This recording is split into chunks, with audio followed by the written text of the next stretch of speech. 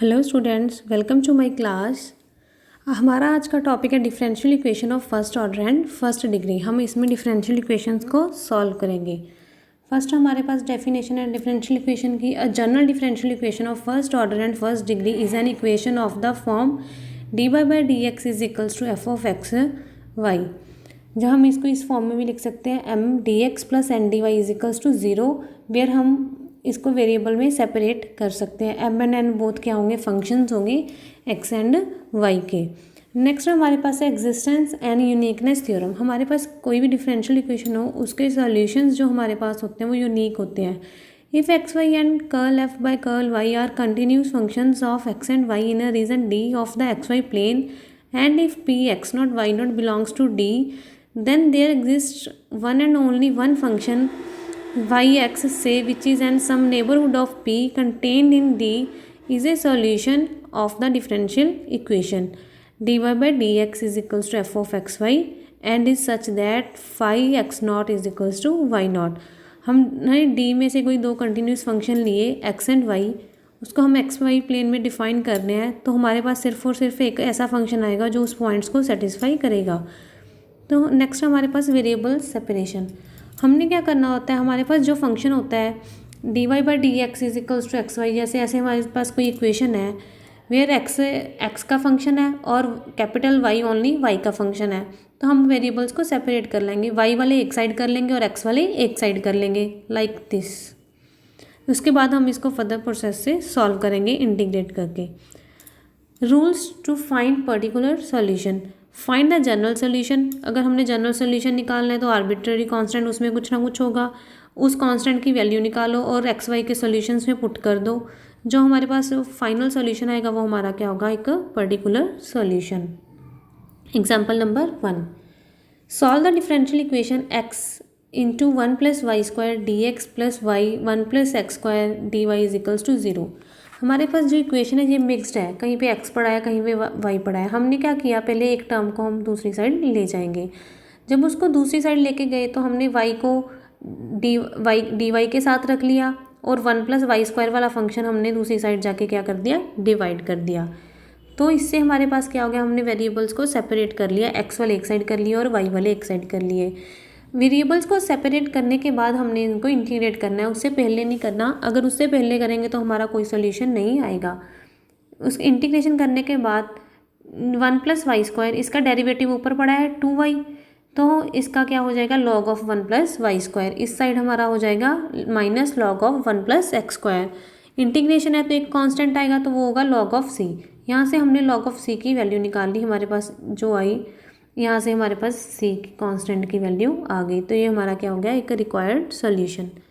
Next example, solve the differential equation one plus x one plus y the whole square d x plus one plus y plus into one plus x square d y is equals to zero.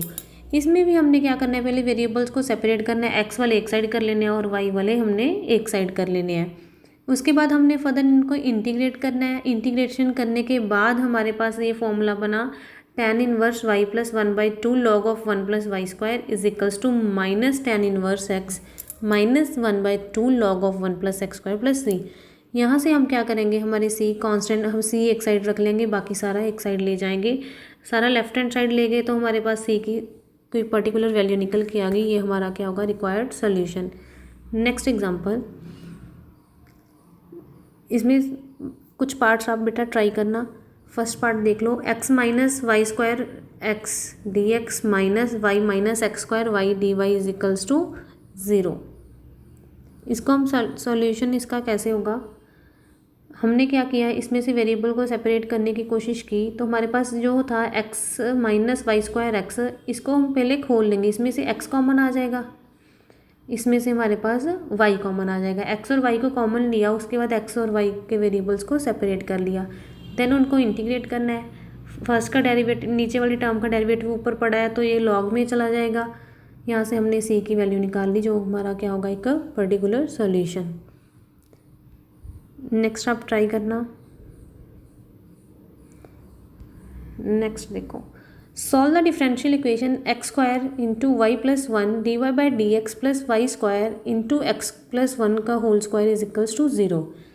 इस equation में हमने क्या देखा कि हमारे पास dy by d x एक side था, तो हम पहले इस टर्म को दूसरी साइड ले जाएंगे। अगर इसको राइट हैंड साइड लेके गए तो dy बाई डी एक्स के साथ जो चीज़ मल्टीप्लाई में थी उनको पहले दूसरी साइड डिवाइड कर लिया। x वाली जो टर्म्स थी इनको एक साइड छोड़ लेना है और y वाली दूसरी साइड ले जाएंगे लेफ्ट हैंड साइड। तो लेफ्ट हैंड साइड हमारे पास dy वाले वेरिएबल्स आए और दूसरी साइड हमारे पास राइट हैंड साइड में x वाले वेरिएबल्स आए। उसके बाद उसको इंटीग्रेट किया। इंटीग्रेट करने के बाद हमने देखा y plus 1/y² is equals to minus under root of x square plus 2x plus 1/x²। तो हमारे पास हमने इसके पहले स्क्वायर को खोल लिया। अगर पूरी स्क्वायर को खोला तो हमारे पास हमने देखा कि कोई सोल्यूशन नहीं बन रहा था, तो वेरिएबल्स को सभी को अलग अलग कर लिया। y/y² कर दिया और 1+y² कर दिया। इस साइड भी हमने ऐसे ही किया x² plus 2x/x² plus 1/x²।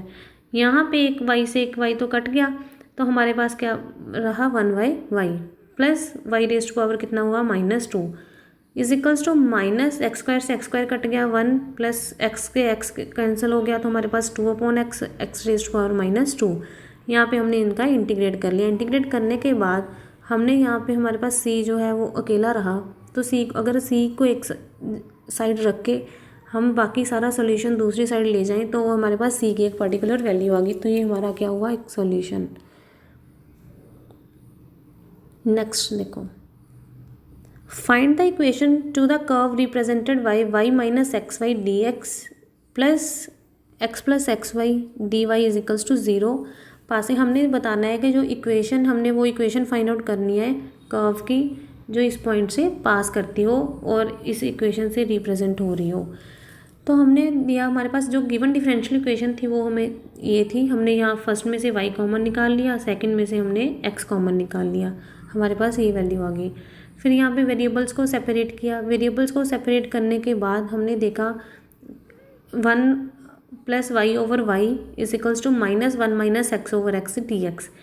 इसमें हमने सब अलग अलग डिवाइड कर लिया, 1/y अलग कर लिया, फिर y/y अलग कर लिया। इंटीग्रेट करने के बाद हमारे पास ये सॉल्यूशन आया log of 5 plus y is equals to minus log of x minus x plus सी।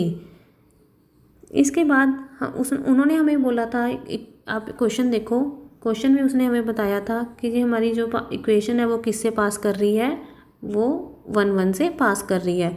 तो ये x की वैल्यू भी 1 है और y की वैल्यू भी 1 है। x और y की वैल्यू 1 पुट करने के बाद हमारे पास c की कांस्टेंट की कोई एक वैल्यू आ जाएगी। 1 को पुट किया, log of 1 plus 1 is equals to minus log of 1 minus 1 plus c। log 1 हमारे पास 0 होता है, उसकी वैल्यू पुट कर दी तो हमारे पास यहाँ से c की वैल्यू भी आई 0। c की वैल्यू 0 के आने के बाद हमारे पास यहाँ पे हमने देखा कि अगर c की वैल्यू 0 है तो इस इक्वेशन में पुट कर दिया। जब इस इक्वेशन में हमने c की वैल्यू को पुट किया तो हमारे पास आया log y plus y is equals to minus log of x minus x. यहाँ से अलग अलग कर लिया, log वाले एक साइड ले लिया और x और y को एक साइड ले लिया। log a plus log b का फॉर्मूला होता है log ऑफ ए बी, तो log ऑफ a बन गया हमारे पास x y. log of x y is equals to x minus y. दोनों साइड एक्सपोनेंशियल ले लिया, एक्सपोनेंशियल को अप्लाई किया तो ई लॉग हमारे पास क्या होता है, 1 होता है। तो ई लॉग की वैल्यू हमने 1 पुट कर दी, तो x y is equals to e raise to power x minus y, जो हमारे पास एक कर्व की इक्वेशन है। आई होप आप सभी को समझ आया होगा। थैंक यू बेटा। इसके डाउट्स होंगे वो आप मुझसे एक डाउट सेशन में ले लेना और बाकी के आप सम ट्राई करना। Thank you. Bye bye students.